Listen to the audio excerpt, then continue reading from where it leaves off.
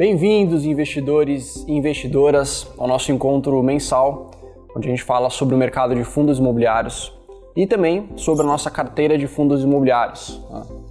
O último mês, março de 2021, tivemos vários eventos, vários pontos que impactaram o mercado, né, Matheus?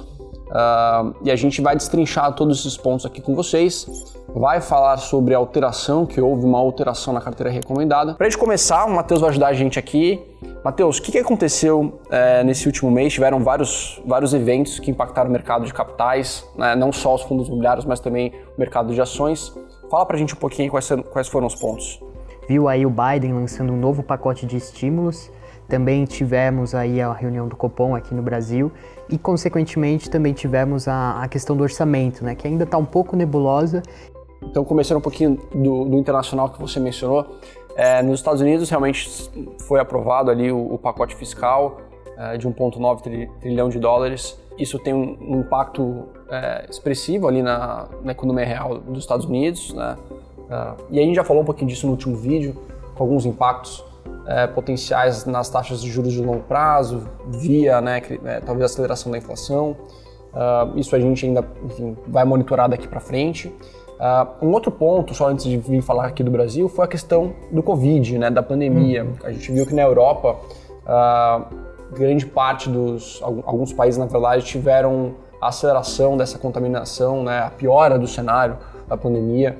Você teve Itália, Alemanha, alguns países que, enfim, estão voltando atrás das flexibilizações que estavam sendo feitas, e isso traz um medo em termos globais. Tá? E aqui no Brasil a mesma coisa, né? Eu acho que o mês de março, sem dúvida nenhuma, foi talvez o pico aí da pandemia. Você teve questões bastante severas de mortes, de contaminação. Então a gente tem vivido um momento bastante caótico, digamos assim. Tá? Isso certamente impacta o mercado de uma forma geral. Os próprios fundos imobiliários também, né? A gente vai falar sobre isso daqui a alguns minutos, mas eu acho que de uma forma geral a gente tem também que citar essa questão do coronavírus, né? E aí, já entrando no seu ponto que você mencionou, do Copom, realmente eu acho que talvez entre os principais eventos do mês de março, o Copom foi aquele que trouxe talvez maior impacto, digamos assim. Começou-se o ciclo de aumento na Selic, né? O mercado estava esperando ali 0,5% de aumento, né? Ele, na verdade, teve um aumento de 75 bases, que são 0,75%. Então, surpreendeu o mercado de uma forma geral, né? E, além disso, já deixou ali implícito um novo aumento na próxima reunião que vai acontecer em maio, de mais 0,75%, o que, enfim, já podemos pensar numa perspectiva de trabalhar com uma Selic a 3,5%. Né? Saiu de 2%, foi para 2,75%. Se confirmar esse novo aumento em maio, vamos ter uma taxa Selic de 3,5% ao ano. Terminando essas altas, quando a gente olha um pouquinho ali o relatório Focus, a gente tem uma perspectiva para a taxa Selic de 5% no final do ano. O que isso transmite para a gente aqui, né, Matheus? Eu acho que o que a gente pode falar, e a gente já falou no vídeo passado, foi basicamente que esse aumento de Selic, da nossa visão, acaba sendo talvez negativo quando você olha em termos da demanda por ativos de risco, por renda variável, como, por exemplo, para fundos imobiliários, e aqui eu estou falando de novas ofertas, né, ofertas públicas, IPOs. Acho que isso pode sim, eventualmente, trazer um menor apetite comparativamente a um cenário de taxa de juros a 2%. Mas, em termos do impacto na precificação dos ativos, né, e a gente até falou um pouquinho disso na nossa carteira recomendada, ele acaba sendo, na nossa visão, já incorporado nos preços atuais. Né? E a gente falou isso no vídeo passado, qual que é o impacto da Selic que a gente acha que pode acontecer. Já falei aqui que é em termos das ofertas, e o real impacto na precificação dos ativos deveria ser em termos das taxas longas de juros. Quando a gente olha para a NTNB 2035, por exemplo, na inflação mais, houve um estresse adicional também, né? Mas ainda naquela banda de 3,5% para 4%, né, Matheus? Porque quando a gente olha nos últimos 12 meses, nos últimos 10 meses, a gente vê que esse cupom real da NTN-B 2035, ele fica variando entre 4% e 3,5%. Né? E em todo esse período, a gente vê que o IFIX está precificado ali nos 2.800 pontos. Ele nunca saiu muito dali. Né? Ele também oscila um pouco, chegou a 2.900 pontos, 2.700 pontos, mas ele fica a 2.800 pontos. Quando a gente olha esse estresse adicional na curva, né, longa, saindo lá de 3,5%, 3,6% para os 4% atuais, a gente vê uma queda nos fundos imobiliários, né, no IFIX, que a gente fala aqui, que é o índice dos fundos imobiliários. Então, quando a gente olha em termos do que pode acontecer, já aconteceu, na verdade, pessoal. Eu acho que esse impacto, esse estresse adicional na curva já foi incorporado nos preços. Né?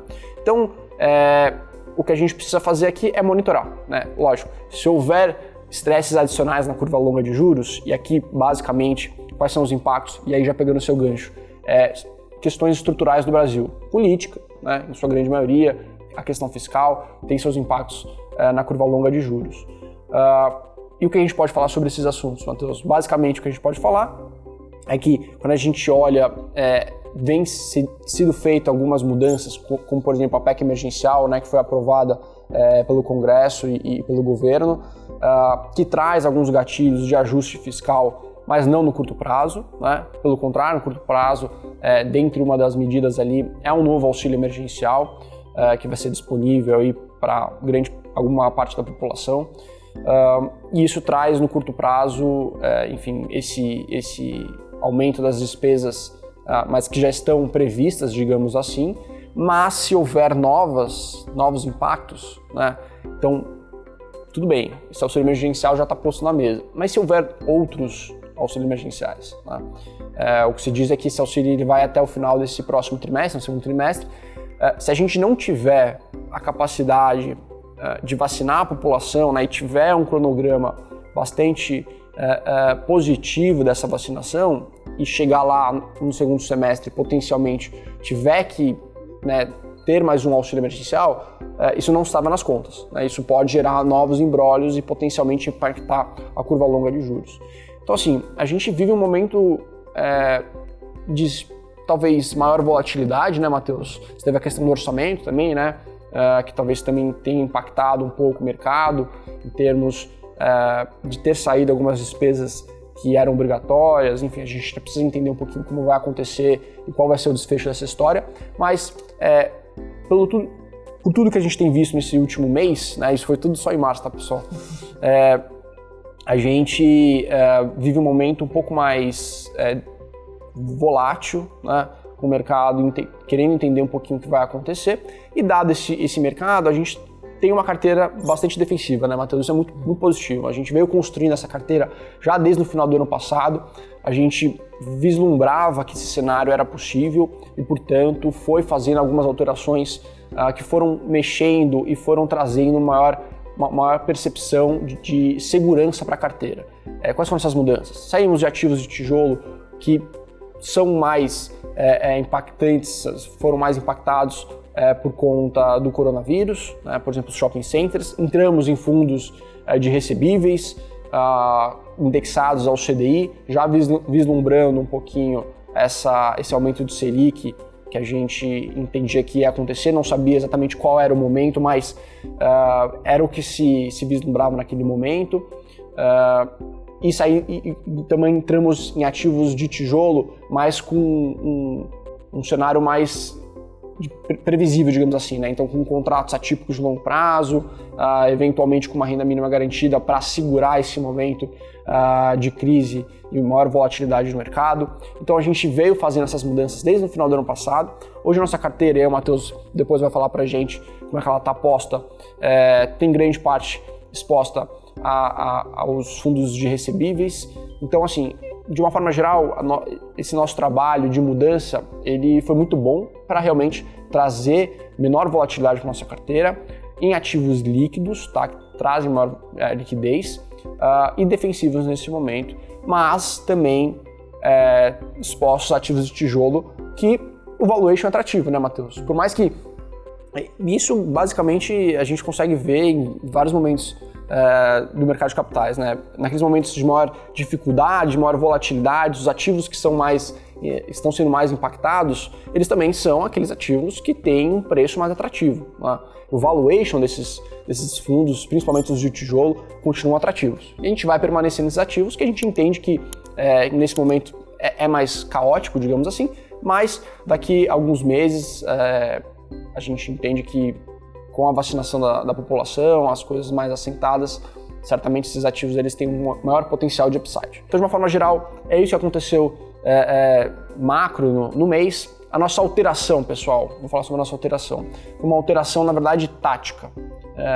Um pouquinho diferente do que a gente tinha visto nos últimos 2 meses, que a gente alterou para ativos mais defensivos. Agora foi uma alteração de um mesmo segmento, tá? A gente estamos recomendando a compra de VILG11, que é o fundo de logística da Vinci Partners, de 10%, e a saída do BTLG11, fundo de logística do BTG Pactual. É uma troca de 10%, né? Mesmo peso, mas é uma troca mais tática. Por que a gente fez essa troca? A gente continua gostando muito do BTLG Logística, a gente entende que ele tem um portfólio extraordinário, muito bem posicionado aqui em São Paulo, vai sim ter um upside aqui em termos da aceleração do e-commerce, ter uma excelente gestão, mas o Vinci Logística, ele fez recentemente uma emissão de cotas. O preço dele caiu no ano, por exemplo, está em torno de uma queda de 5%, 6%, né, Matheus?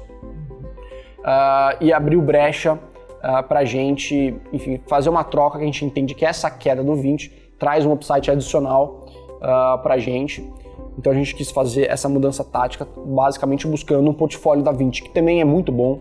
Eles acabaram de captar R$400 milhões numa nova oferta, vão adquirir em torno de 4 ativos novos, um deles já foi adquirido, a um cap atrativo de 8,5% ao ano, tá, pessoal? Acima do que ele vinha negociando, portanto, gerando valor para os cotistas, né? Além disso, a oferta gera liquidez, pulveriza o passivo, né, traz maior diversificação. Então, de uma forma geral, essa nova oferta, ela gera valor para o cotista, teve queda no preço no mercado secundário, né?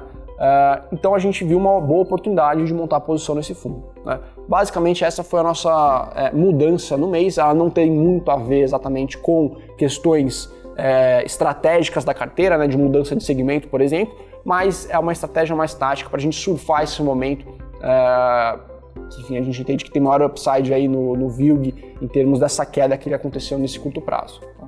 De uma forma geral, essas foram as nossas alterações, essas foram as nossas mudanças na carteira e um pouco da perspectiva do mercado.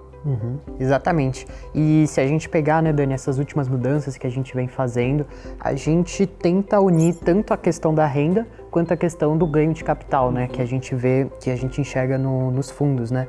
Então, assim, pra gente é importante a gente ter aqueles ativos que vão, né, oferecer renda para vocês, investidores, ao longo dos próximos meses, mas que também apresentem aí um potencial de upside interessante para vocês. Esse mês o IFIX apresentou queda de 1,38%, né? Nós tivemos aí um mês bem difícil para os fundos de recebíveis, principalmente para os fundos de tijolos, justamente por conta dessa questão que o Dani comentou, dessa questão macro. Nossa carteira nesse mês fechou em uma ligeira alta de 0,04%, mas ainda assim acima do IFIX, né? Então, aí no ano nós estamos com uma valorização interessante, né? Estamos aí com uma valorização de 1,52%, enquanto o IFIX está em queda de 0,82%. E hoje a nossa carteira é formada principalmente por ativos de recebíveis, que tem um viés um pouco mais conservador, e também formado por galpões logísticos, né, em 27,5% da nossa carteira. O restante é formado por fundos híbridos, que tem tanto participações em lajes corporativas quanto em galpões logísticos, e o restante, os 15% restantes, são em lajes corporativas, né, Dani? Maravilha, é isso mesmo. E entrando aí um pouquinho mais a fundo na nossa carteira, né, voltando um pouquinho naquele ponto que a gente tinha comentado, a nossa carteira hoje ela apresenta um desconto de aproximadamente 3% em relação aos valores patrimoniais dos fundos, e também apresenta um yield bem atrativo de 7%. Não, no geral é isso. A nossa performance ela foi, na nossa visão, muito boa, tá? Enquanto o mercado teve uma queda aí que o Matheus mencionou de 1,38%, a nossa carteira se manteve estável, né? Praticamente no 0 a 0, um leve ganho aí de 0,04%, que é muito positivo, né? A gente entende que o mercado mais estressado, mantendo, né, a gente conseguir manter, né, a carteira sem queda, já é um baita ganho na nossa visão. Né? Então, eu acho que esse mostra um pouquinho o nosso cenário atual, essa é a nossa carteira atual. A gente vai continuar monitorando questões que impactam os mercados de uma forma geral e também acompanhando principalmente o cronograma de vacinações, pessoal. Apesar dos impactos de juros serem muito importantes para o mercado de fundos imobiliários, a questão da economia real é muito importante também. Né? São basicamente as duas principais vias de crescimento. Juros, né, queda dos juros, no caso, ou atividade econômica, que é crescimento do PIB. Então a gente precisa monitorar essas duas variáveis de perto, estamos monitorando e eventualmente se a gente vê que essa vacinação ela fica cada vez mais positiva, digamos assim, a gente vai fazer algumas mudanças táticas novamente para, né, acompanhar e surfar essa melhora da economia real. Então, de uma forma geral, é isso, né, Matheus? Isso, exatamente. Acho que a mensagem que fica é que a gente precisa seguir acompanhando as coisas, ter uma carteira diversificada e que ajude aí a gente a surfar esses momentos de maiores incertezas. E, pessoal, recebemos várias perguntas de vocês, tanto no YouTube quanto em outras redes sociais, e vamos respondê-las, todas as perguntas, lá no Instagram do BTG Pactual Digital. E para encerrar, se você não conferiu nossa carteira recomendada, acesse o site btgpactualdigital.com, carteiras recomendadas, fundos imobiliários. E é isso, pessoal. Muito obrigado e até mês que vem.